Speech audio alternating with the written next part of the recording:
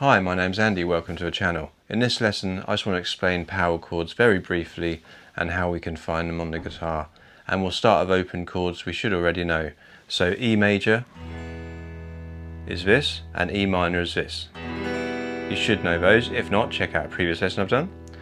And the power chord is just for two lowest notes, for E open string and the A string in this case. So only two strings needed. So it's a much powerful, more rocky sound, why they're called power chords. Instead of A major is this, A minor is this, A power chord is this. Just for two lowest notes in that chord. So in this case the A string and the D string. And there's our D major chord, there's our D minor chord, and our D power chord can be played just for two lowest notes of that chord, the D string and the second fret on the G string in this case. So it's just always taking the two lowest notes, the name of the chord, and then they're written as something 5, E5, A5, D5.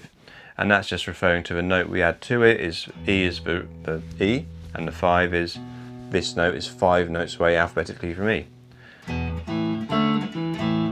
And there's our three power chords there, E, A, D. We can do the same for the G and the C open chords. There's our G, there's our C.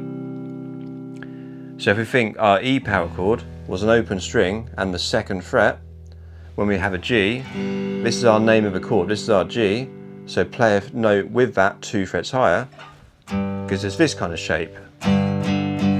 It's a big stretch, you might want to use your little finger, but it's a 3rd fret on the E, 5th fret on the A. And then our C, again, this note and the string above 2 frets higher gives us this. So 3rd fret on the A string, 5th fret on the D string. You might want to use your little finger, it's a big stretch, but try and get these fingers, 1st and 3rd finger, 3rd and 5th fret.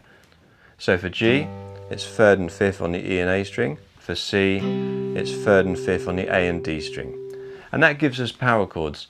It's very useful because you might have a chord you don't yet know, or we can't play as an open chord. Say G minor. We have G major, you can't play G minor as an open chord.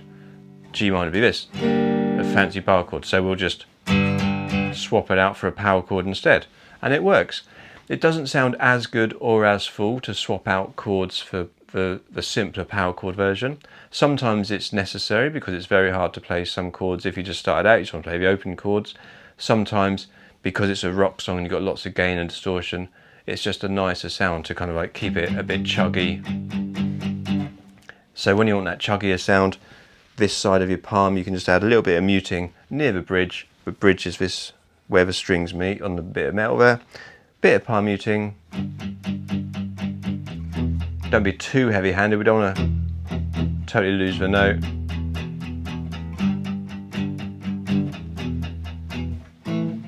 And we can move those power chords, practice moving around E, A, D,